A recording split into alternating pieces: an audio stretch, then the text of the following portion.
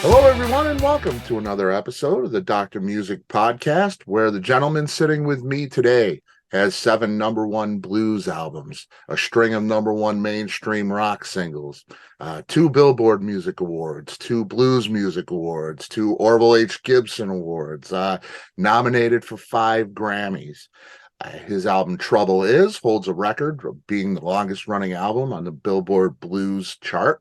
In January, he will continue to celebrate the 25th anniversary of that breakthrough record, Trouble Is, with the final leg of a tour that will take him around the U.S. through April 1st and all over Europe through May 10th. It is with great pleasure and tremendous honor that I welcome one of the great guitar players of our time, Mr. Kenny Wayne Shepherd. Kenny, thanks so much for being here, man. Hey, thanks for having me. Absolutely, absolutely. I see the cars back there, man. Yeah, Yeah, you gotta love it. Cars and guitars, that's what it's all about. only what it's all about for me, that's for Yeah, sure. for sure, man. I love on the website you list all your collections and stuff, and it's just fascinating. Some of the gear that you have, especially like stuff like the Dreadnought. An acoustic guitar with 3,000-year-old wood, found at the Right. bottom of a lake in Chile. Uh, Yeah. Pretty spectacular stuff, man. It's really cool, really cool. What do you take on the road? What are you going to have out on this tour? I know you got the one, that 61 Strat, that's for sure. Probably the Monterey Strat, but do you take a road case full of guitars with you?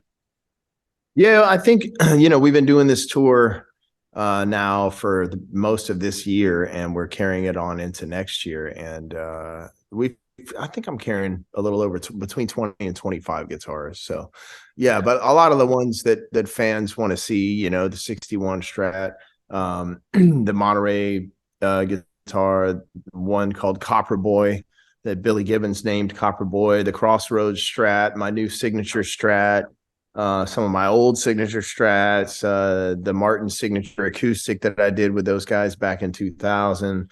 So, some guitars with, some obvious identities and personalities, and some of the ones that I think the fans look forward to seeing on stage.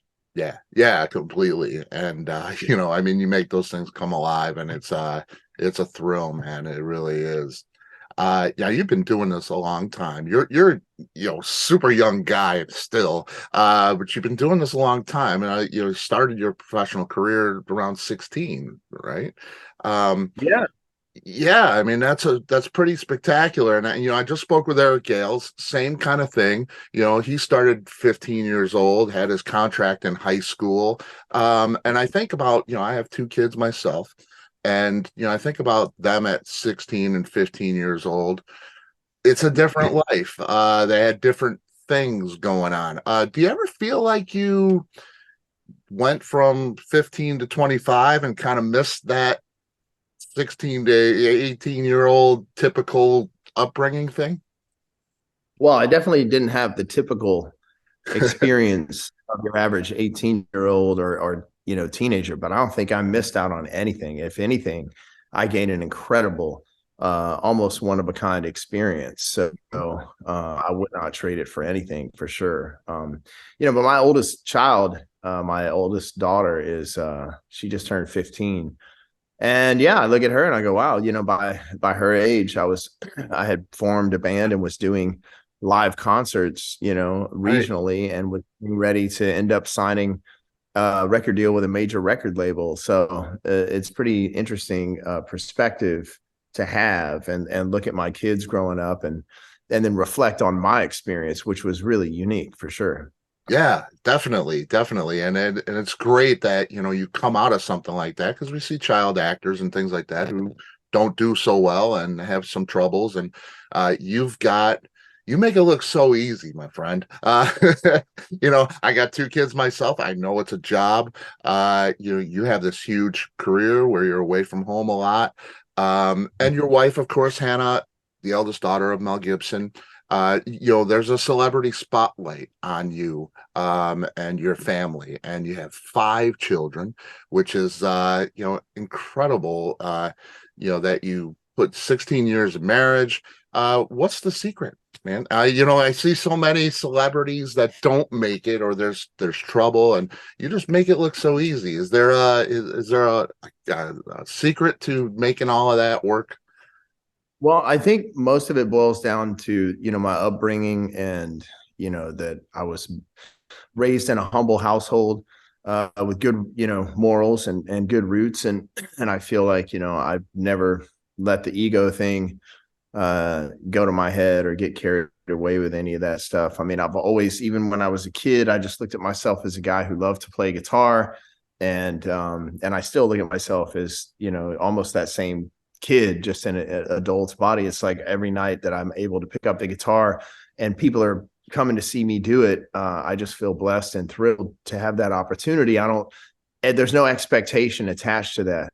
And I never walked around, trying to act like I invented anything, or, that I was the creator of this music. Or it's like, I've learned from the people who came before me, and they're the ones that paved the path for me to walk through and to have an opportunity like this musically. So, I know my place. I always have. And I think that I owe a lot of that to my parents and my family. But in the entertainment side of things also, I mean, I would say I attribute a lot of, the stability in my life, in my marriage and things like that, to the fact that, I have a spiritual foundation.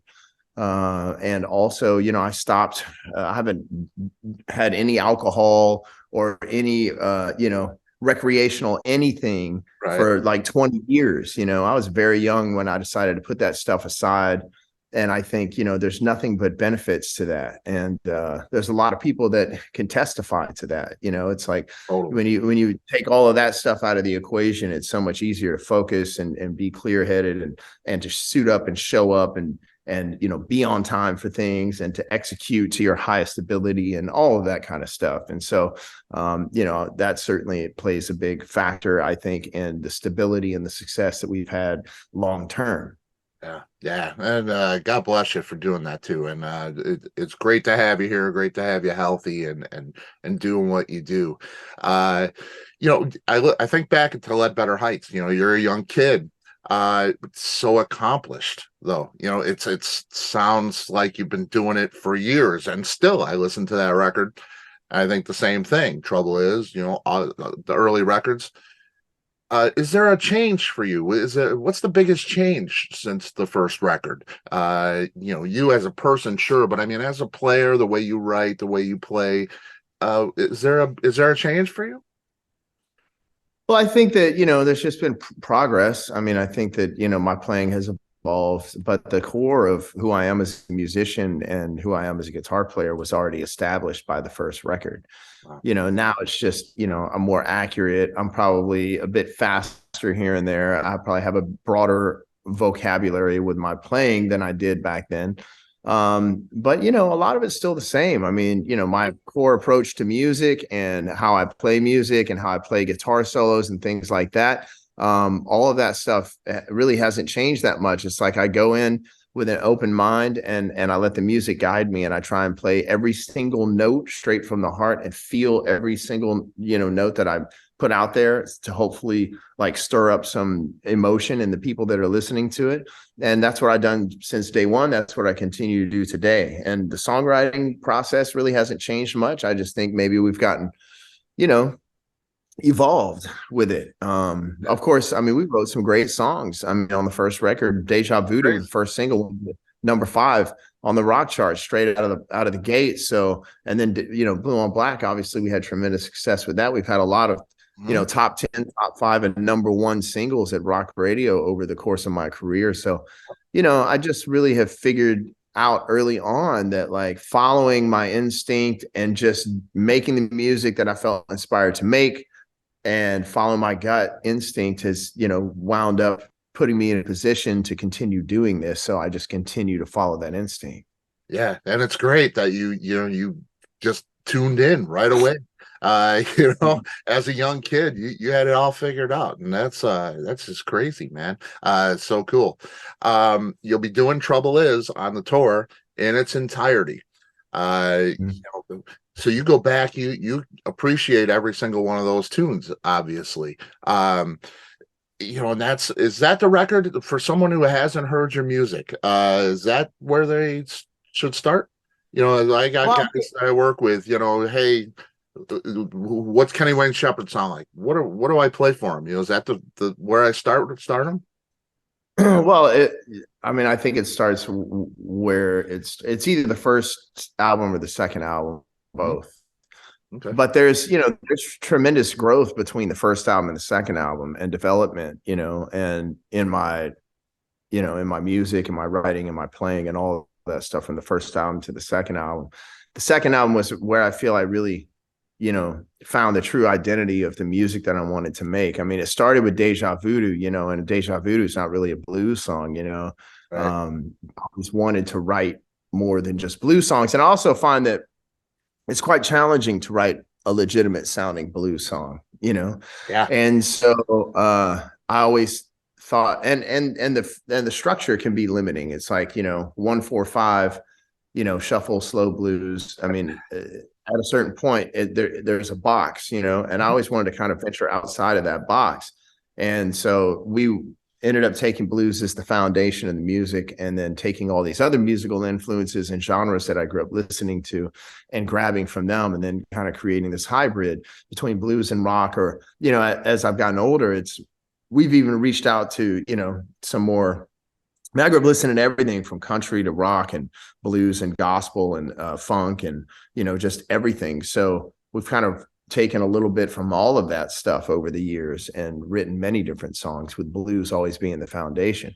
But I would say that, trouble is, when I look back at like the Ledbetter Heights album, like if we were to go make a new version of the Ledbetter Heights album, there's certainly some of my playing and stuff that I feel maybe if I redid it today, I would change and I could, improve on and things like that. But I look at that as a snapshot, and it's like, that is who I was at that time. And when you Right. take into consideration, I was 17 years old, never made a record before. This is my debut album. The material stands up, the playing stands up, the performances stand up.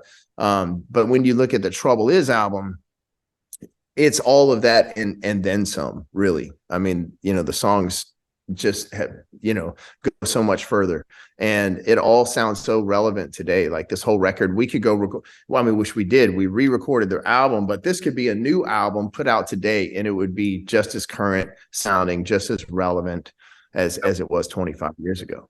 I completely agree, and that's what's fascinating about you as a player too. It's timeless right away. In your teens and what you're doing now is crazy. Very difficult. And you say, a true blues tune is difficult. Now, one of my favorite things that you've ever done is 10 Days Out. Blues from the Backroads, 2004. You go out. For people who don't know, Kenny and his band traveled the American South. Went to B.B. King, Gatemouth Brown, Hubert Sumlin, Pinetop Perkins, Honey Boy Edwards, all of the greats. Went out to them, and the film is fantastic. It's all documented. This is blues. This is the roots of blues. It changed me as a fan of the blues, as a fan of yours, to watch and listen to what you did there. That had to change you as a player or even as a person. How was that experience for you, and what did it do with your playing, how you approach the music?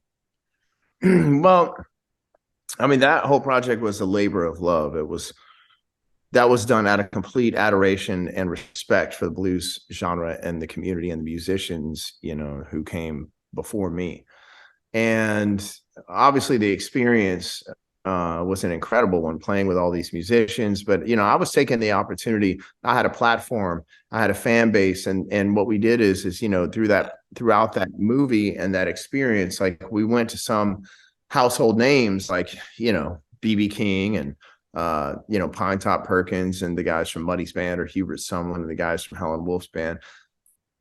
There's a few others. But we also went and saw some of the real unsung heroes of the blues, some people who had been playing it their whole lives and never really broke into the mainstream or had that huge success, and try to elevate them and put them on the same level. Because to me, all of these people I admired them all equally. So I thought, we're going to take some of these people who maybe you're not as familiar with, and we're going to put them on the same project with somebody like BB King, because their talents deserve that, and they deserve the recognition and the exposure.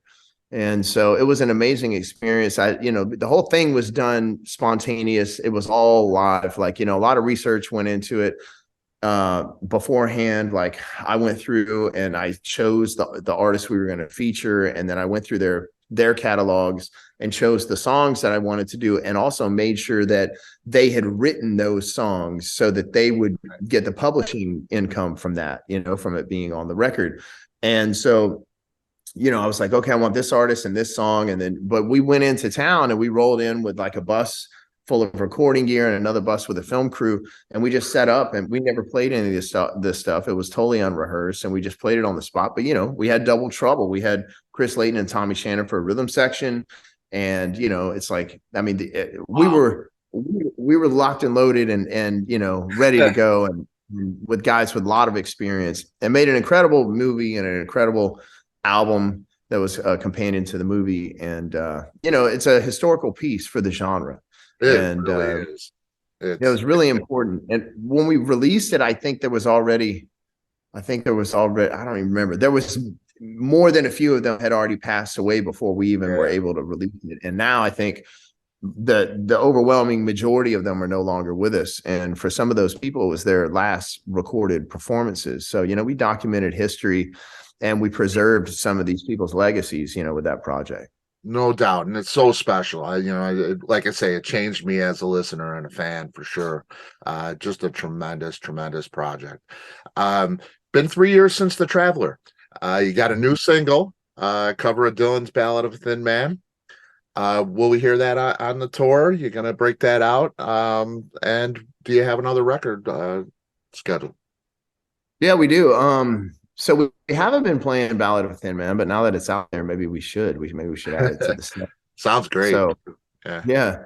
Well, that was originally recorded for the Trouble Is album, and Wow. and then it got cut, and it didn't make the record because we did 2 Bob Dylan songs for that album. We did Everything Is Broken and Ballad of a Thin Man, and we could only choose one, and we were going with Everything Is Broken. So when we made the new Trouble Is 25 album, I thought it would be really interesting to go in and re-record Ballad of a Thin Man and add it to this record as a little, like, behind the scenes piece that, nobody ever knew that we did that song and that it was meant to be on this record. And so now 25 years later, it's actually on the album. Awesome. But yeah, we finished a whole brand new record in February of 2020, right before, the whole COVID thing happened. Yep. And I made the conscious decision not to release it over the past 2 years because I thought, we're just throwing it away if we can't go out there and tour and play the music for the people. So yes, we have a whole brand new album full of all new material, and I'm really excited about it. It kind of picks up where The Traveler left off. And I think The Traveler is one of the best albums we've done in all 30 years of doing this. So I think this one's definitely holds up, and I think the fans should be really excited about it. I know I'm excited about it. It's going to come out sometime next year, I would imagine. It's great news, man. Great news. Now, I see you're on Ann Wilson's Fierce Bliss album. You do Missionary Man, and you do a benchmark moment for me as a kid growing up with Robin Trower's Bridge of Sighs. It was just a monumental piece it still is for me, where blues meets rock. It was that kind of thing. Is there a particular song for you that really changed your perception of blues music? I mean, I would say that Jimi Hendrix is the one that changed my perception of blues music because, he could play blues, as good as anybody.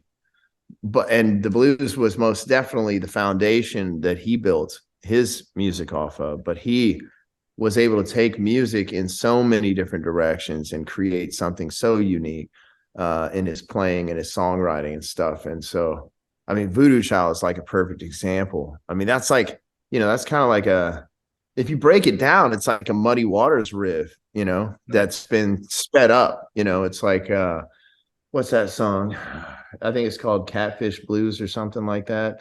But it's basically that lick, but faster and with this really loping kind of groove to it. So anyways, Jimi Hendrix really showed me all the different ways that you can take blues music and create something new out of it, and so he was very inspirational to me in that regard. And so he's been a huge influence on my playing and my approach to performing. Yeah, cool. You opened shows for Van Halen in 98 and again in 2015. You collaborated with Five Finger Death Punch, Brantley Gilbert and Brian May, for the Blue on Black for the Gary Sinise Foundation. Really a tremendous moment. It's really a great video, and the song sounds great redone like that. And I see like Ozzy's doing songs with Eric Clapton. Guys are stepping out of the box. You have done that in the past. You're not just a blues player. Like you say, you try to step out of the box and do some different things. I always think of you as a solo artist. Tell me, I'm thinking, I see you in that video with Five Finger Death Punch, and I think to myself, what if Five Finger Death Punch gives you a call and their guitar player decides to sit down, or Kirk Hammett from Metallica decides that he wants to sit down and he's done. They give you a call and to join a band. I can't imagine Kenny Wayne Shepherd in a band.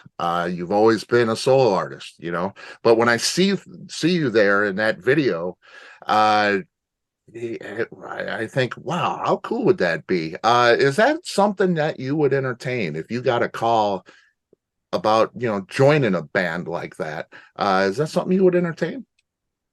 Yes, with the understanding that there would still have to be time for me to deal with my own solo career. I mean, you look at somebody like Vince Gill. Vince Gill, joined the Eagles. Right. Vince Gill still does his own music as well when he's not doing stuff with the Eagles. I mean, I've already done this actually. I had a band with Steven Stills called The Rides. Absolutely. And it was me and Steven and Barry Goldberg. So that was a complete band situation. But for all of us, it was like a side project. But we had a really great time doing it. But yeah, I would absolutely entertain stuff like that, because it also gives you an opportunity to, or give me an opportunity to do other kinds of music that, for example, obviously Kirk Hammett's not hanging it up, but if Metallica called me, hey man, we want you to come play guitar, and I said yes, well, then all of a sudden it would be acceptable for Kenny Wayne Shepherd to be playing, metal. But if I just all of a sudden out of nowhere released an album that was heavy rock metal music under the Kenny Shepherd band name, people would probably freak out, and some of the fan base might feel alienated. But things like that give you an opportunity to step outside of your normal thing without alienating your fan base. Yeah, that's a great point. Yeah, that's exactly what would happen. That'd be pretty strange. Have you ever considered writing down your story? It's a great story. No, not your thing. I'm not a fan of. I know it's interesting, like when all these people write these books and stuff for the fans, it's interesting, but there's inevitable. I mean, you look at, I'm not going to name any name, but there's certain bands, there's plenty of them where you have a guy write a book and his book goes out first, right? So everybody hears his side of the story. And then some other guy feels compelled to release a book because he has a different version of the story. It's like if there's 5 people, you got 5 different versions of the story. And I just don't think it's, and a lot of times, I don't know, man. And I'm not criticizing anybody that's chosen to do it. It's just not for me. And plus, it's like there's been a lot of great experiences, but, there's been a lot of challenges too. And it's just not stuff that I feel like is worth airing out. I mean, you can do damage to other people when you put all that kind of stuff out there. And I feel like I try to be too considerate of a person to risk harming people in that way or offending people, or like if you recall something just slightly differently and the way you recall it, might be, and especially if you were drinking or partying or whatever, then it's like all bets are off as to what the real truth is. So it's like, no, absolutely no interest, at least at this point in my life, to be trying to write a book about any of that. And it goes back to what you were saying in the beginning, your upbringing and your morals, and you think about those things. You think about other people's well-being, and it's a beautiful thing, man. You've accomplished so much. You've done so much in your career and your personal life. What do you really, is there anything you wanted to do from the beginning, maybe? Kind of a bucket list thing. I know the Grammy has eluded you. Is that something that you'd really like? Do you want another child? You got 5. Probably don't want another one, right? But make a specific. We actually have 6 kids, but who's counting? Wow. Yeah, I would say, I have a list of I set goals. I try not to be selfish in them. Like I try and set goals that I think are for the greater good of the whole organization, or for the whole band, or for the family, or whatever, not just like a self-seeking, like I want to do this so that I can, receive praise, or, boost my self-worth or anything like that. It's like but yes, I feel like I'm a motivated person. So in order to continue, I love to set out on a task and accomplish it, and I feel like it's an example for my children. When you do that, you set a goal, you work hard, you achieve it, and you show that hard work pays off. Right. So yes, I still have goals, but I mean, as far as awards go, like, when I was a kid and I was playing guitar in my bedroom, standing in front of the mirror, imagining, like pretending that I was actually a real guitar player. Not one time did I ever think or plan on making music so that I could win an award, right? And at the end of the day, the awards are just trophies. Like literally, it's just a trophy. It's like, you look back, and like when you're a kid, and you're playing on a basketball team or something like that, or a soccer team, and they give you the little trophy at the end of the year. It's like, as an adult, if you go back and you look at that thing, it's like, how much is that worth to you? Like, it's an object. Yeah. Like the real accomplishments for me are the fans showing up, selling out the venues, telling me how the music has affected their lives in a positive way, how they used a certain song that I wrote to help them get through a difficult time. And then looking at my family and how I'm raising my kids and how I'm showing up for my wife. Like those are the accomplishments that mean something to me. It's like, I appreciate the recognition. I appreciate the nominations, but I don't put my self-worth in any award, for sure. Yeah. Man, God bless you. That's just so great, man. You're so level-headed, so well balanced, and I think that's why we get such great music from you, man. Tour dates, merch, everything Kenny Wayne Shepherd at kennywayneshepherd.net. You coming out to Chicago? I know you're in Gary, Indiana. That's pretty close. Chicago, home of the blues, man. I hope you add a date here. That would be pretty cool. Come see me, man. Yeah, man. Well, we look forward to it. I'm sure we'll make our way up there for sure. Yeah, very cool, man. Kenny, thank you. Always a pleasure to see you, to get your music. It's so great. We look forward to that next album. We'll watch the tour dates, and you're everywhere, man. And be well. And God bless. I so appreciate you, man. Thank you. Man, nice talking with you. All right, you too. Take care, Kenny. Bye-bye. Later.